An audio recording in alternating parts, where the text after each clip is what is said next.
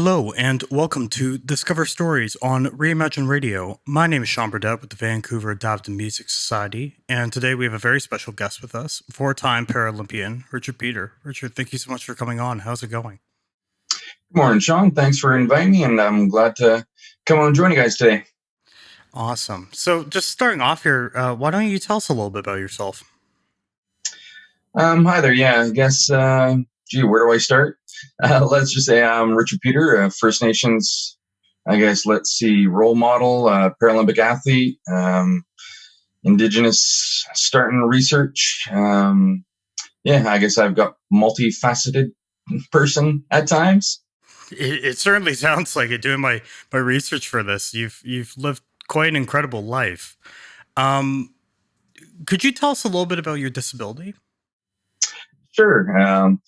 I'm a paraplegic, T10 incomplete injury. I got injured way back in 1977. So I've been in a wheelchair, using a manual wheelchair for close to 45 years. I guess that's the quick and easy. Yeah. And how old were you when this happened?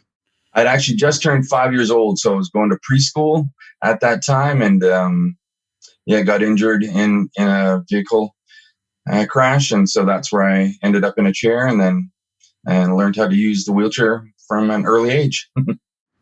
How did becoming a paraplegic initially change your life?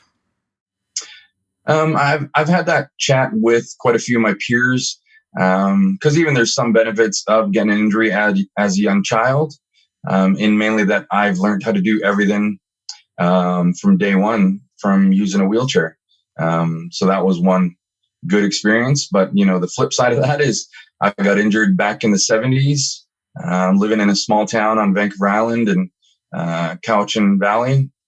And so that was definitely a bit of a challenge also, that, some of the major cities like Vancouver, Toronto, are very adapted and more accessible nowadays. But back in the 70s in a small town, that was a bit more of a challenge. And so through a lot of support, I did, within the community, my family, and even the city, that made it pretty, I'd say, doable. What sort of lifestyle changes did you have to make as a result of this?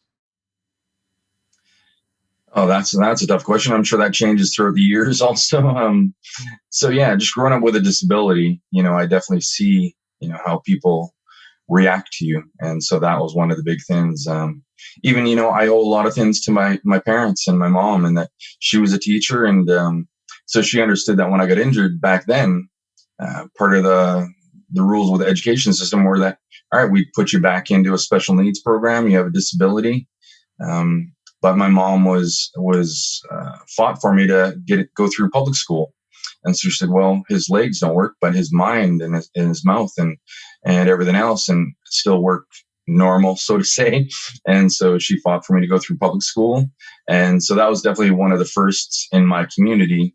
And so that was a bit of a challenge too, in that every school that I went to then following that then had to be adapted.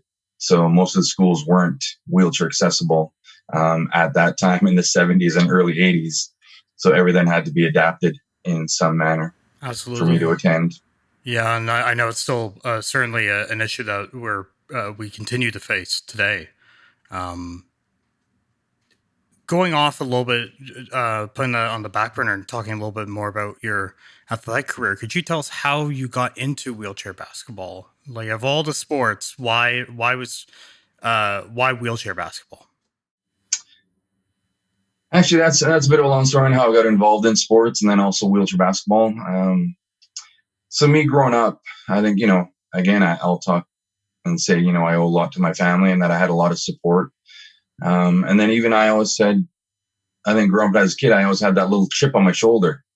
And that, when somebody else said, no, you can't do that, I would always go, no, I can do that. And I'm going to fight and do it and be as independent as possible. And so I've always grown up with that all my life, that I'm like, all right, no, I'm going to get out here and do whatever I want and try to do the best that I can. So I've always grown up that way. And so I'd always play sports whenever I could. I had a large family. And so let's say if we were playing baseball or hockey, we always sort of adapted it. We did adaptive sports on her own, back many years ago. And so they always did their best to include me in more of the sports and activities that we'd always play and do. And that was good for me, that I would always push then myself to play with the rest of my friends and family, and at school too, against everybody who's running and jumping. So I had to push myself to be that strong and that fast. And so there's definitely, good moments and bad moments at that time also, but it was, I think it really helped me out in regards to sports. So really I was going through life and doing everything fine on my own. And then a school program said, "Oh, Richard, we're going to have a wheelchair basketball game at our school for Wheelchair Awareness Month." I think it was Accessibility Awareness Month. And so it was definitely something new for me. And when I first heard about it, I'm like, no, I don't need to partake. I'm fine. I'm happy doing what I'm doing. I'm okay. But the school and some classmates really said, "Richard, you want to come on and give this a try, and you might enjoy it." And so I said, "All right, I'll give it a try, just for you guys." And you guys invited the school. So invited the team to come to our school. So this wheelchair basketball team from Victoria came up and did wheelchair sports. Had a wheelchair basketball game against some of the students and teachers and some of the politicians in town. And so I went out and played on our team, and that's where they really noticed how much talent I had. So all those years of me pushing against the rest of my family and friends who were running and jumping really made it easy for me to play against other peers in wheelchairs. And so that definitely made it a bit easier for me. And so right then, that's when I realized, all right, I really enjoy wheelchair sports. And so that really opened up so many more doors for me. Right after that, I tried any sport that I could, from, let's say, tennis, wheelchair athletics, racquetball, basketball. What else? Yeah, there's so many different sports that I tried. And still to this day, I always try any other new sport. And I really enjoyed wheelchair basketball because it was a team sport. And so I think that's what I sort of gravitated towards, is I enjoyed team sports better. And mainly I just love to travel too. I think that was one big thing that helped me get out there and enjoy it also. Absolutely. And my understanding is that this was also sort of the time that you gained this nickname of the bear or bear. Could you tell us a bit about that? That's a nickname that I've got, the bear. Actually, let's see. That's pretty funny, because even so, when I was younger, of course, it was Little Bear, and then I guess as I grew, I got just regular bear, and then also Big Bear at times, and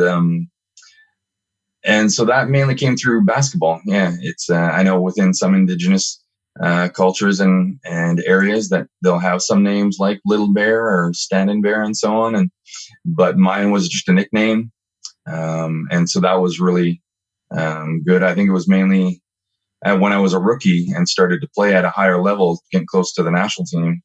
A few of the coaches and the veterans on the team said, "All right, let's give all these rookies nicknames." And I remember, so they all check out a few different names, and I guess I got lucky that one guy did say, "Oh, let's call him Little Billy," which who knows where that came from. But then another guy said, "Oh, well, let's call him Little Bear." And I think it was because there was another Indigenous player before me who was Big Bear, and then I came around and said, "Oh, well, why don't we call him Little Bear?" And so I'm lucky that Bear stuck more than Little Billy. So that was, sort of a good, I guess, a good lucky nickname for me, and that stuck all throughout. And I think now it's more Gray Bear. So you discovered wheelchair basketball in high school, I guess. Could you tell us a little bit about the process from when you first discovered the sport all the way to you completing your first Paralympic Games? Ooh, my history of wheelchair basketball, huh? So that was, I'd say, and even to this day, with any sport that I played, but with basketball too, that I really just got out and played because I enjoyed sports. I mean, that's huge within our Indigenous culture that, we're very physically active and love, many different sports at many different levels. And sometimes, so that was a bit hard for me at times to, because I just enjoyed going out to play and having a lot of fun. Like I said, doing some traveling, meeting new people, meeting other peers similar to myself. Um, so I just enjoyed the game. But then a few coaches and teammates said, well, Richard, you should try out for the national team. And I never really had much of a thought for it. I'm like, no, I'm fine doing what I'm doing. Um, and then I just happened to say, all right, I'll go to this camp. And then the coach did say, all right, which was a national team selection camp. And, of course, at that time, I didn't really think I was anywhere near to being a national team member. I think it was still very early on in my career. Um, and then somehow the coach said, well, no, yes, you are good enough to be on the national team. And so that was, that sort of happened quicker than I would have thought. And then I said, all right, well, maybe I better start doing a bit more of getting into this sport and getting more active with it and thinking national team thoughts, I guess. Yeah. Um, During that whole process, was there really a moment that solidified this desire to go pro, or did it just sort of happen? No, yeah, I would say that. Yeah, I don't know if it was. Again, I always just did it with enjoyment, and that's what I've always said toward you right to the end of my career. That all right, I'm still going to play if I still enjoy it, and when I don't enjoy it, then I'm like, all right, maybe it is time to retire. Maybe to add more with thinking semi-pro, and that I played a bit down in the States with some teams, and then also went over to Europe and played in Germany and Italy and some semi-pro leagues over there. And again, I only did that towards the end of my career to get out there and sort of enjoy other cultures and be able to travel. I'm very fortunate that wheelchair basketball, there is semi-pro leagues that are throughout the world and in different countries. And so it's pretty great that I can say as a wheelchair basketball athlete that I can get out there and go play in different countries. And so again, that's one part that I was able to sort of go, I guess, sort of enjoy my career. And so me and my wife went over to Europe and lived over there for a couple of years, and so that was definitely a lot of fun, and we had a good time. So I don't know if there was a moment that I said, all right, I'm going to go pro or do whatever, but it was, it was definitely a tough road. I missed out, with sport that I did a lot of travel. That was my first moment that I said, oh, I'd like to travel. I like to meet new people and do stuff. But then I started to, when I got to a higher level of the national team, then there was a lot more travel. And so that took away from a lot of my family time. A lot of events that would happen back in my home community, I missed out on. And so that was always a bit of a challenge too. And so I always tossed back and forth. I'm like, all right, should I be playing sport? Should I be back with my family? And luckily with a lot of support from my family, when I'd be off on a basketball trip and, I'd say, oh, something would happen. I'm like, oh, I should leave this tournament and go back with my family. And I'd probably call back home to either my grandparents or my mom.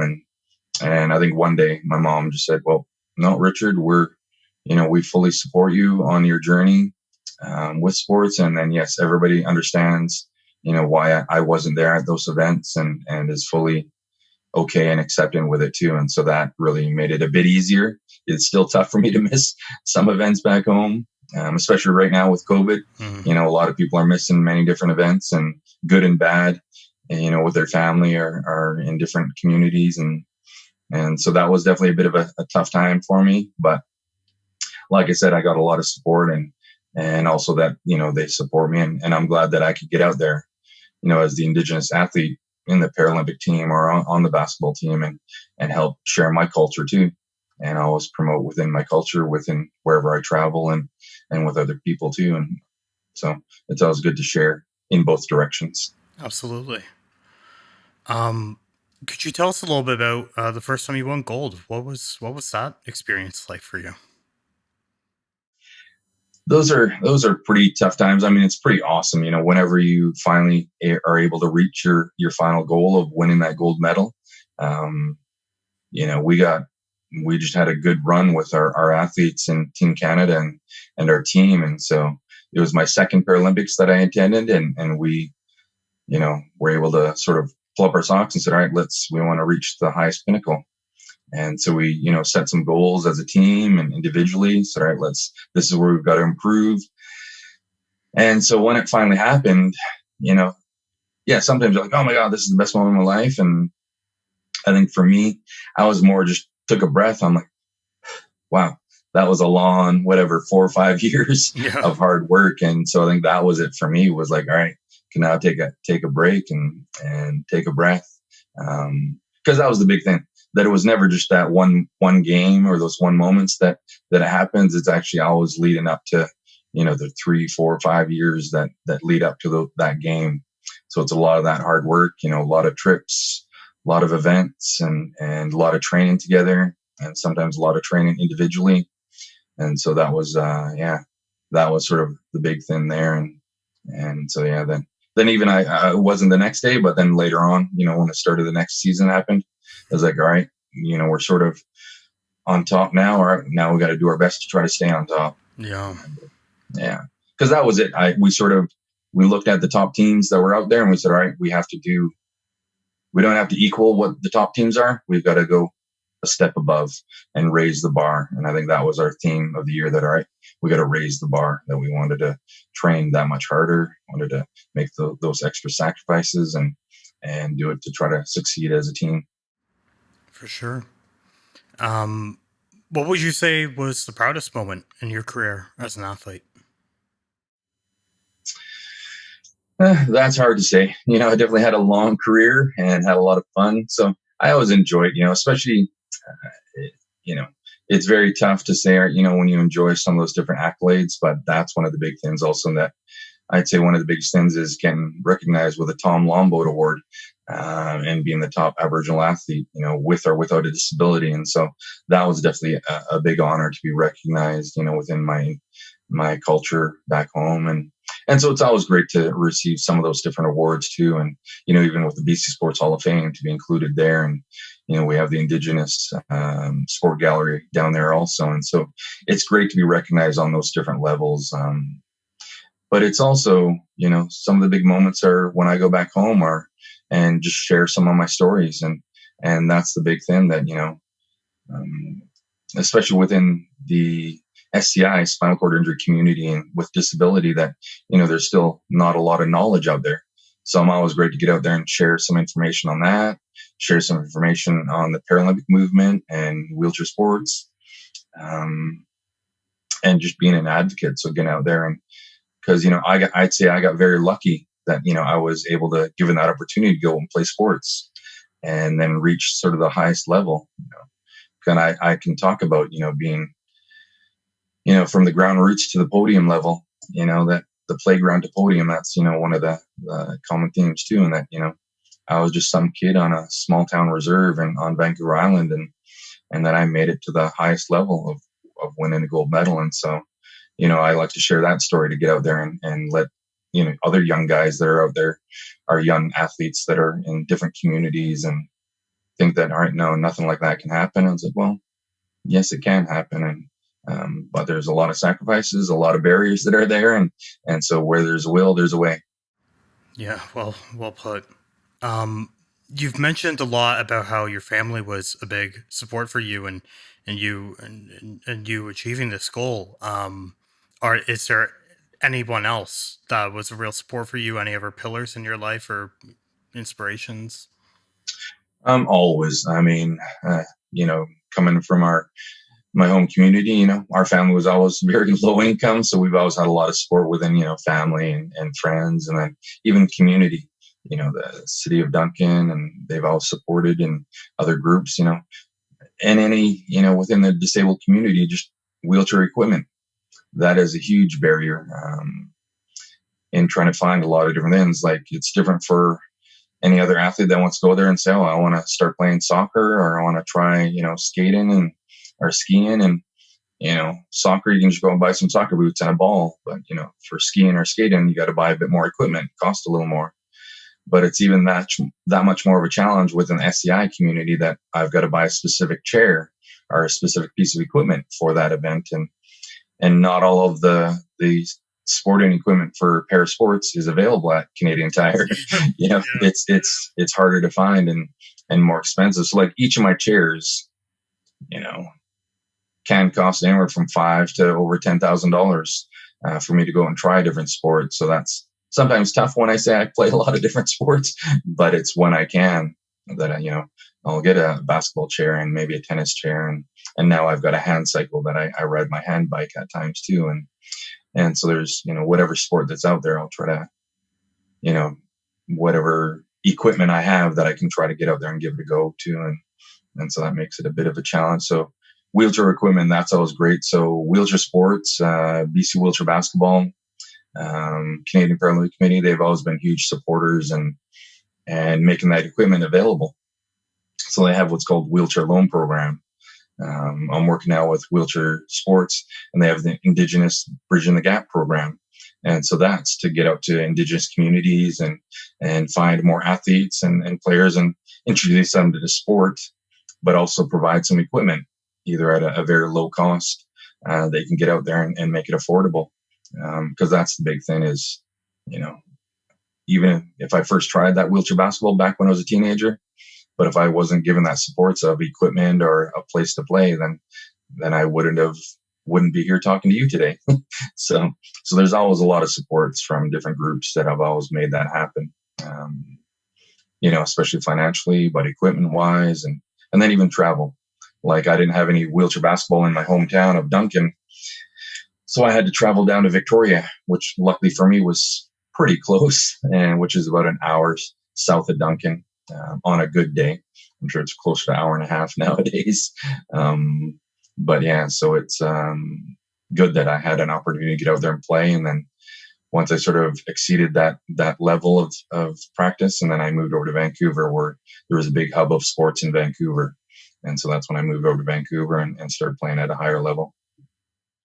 Right on. You've touched on this a bit, but of course, you're not just an athlete, you're also a massive advocate for the SCI community. Could you tell us a little bit about BC Wheelchair Sports Association? Actually, yeah, I just started talking a bit more about that, even with the Indigenous Bridging the Gap. So Bridging the Gap is a program that introduces sport and recreation to different community members.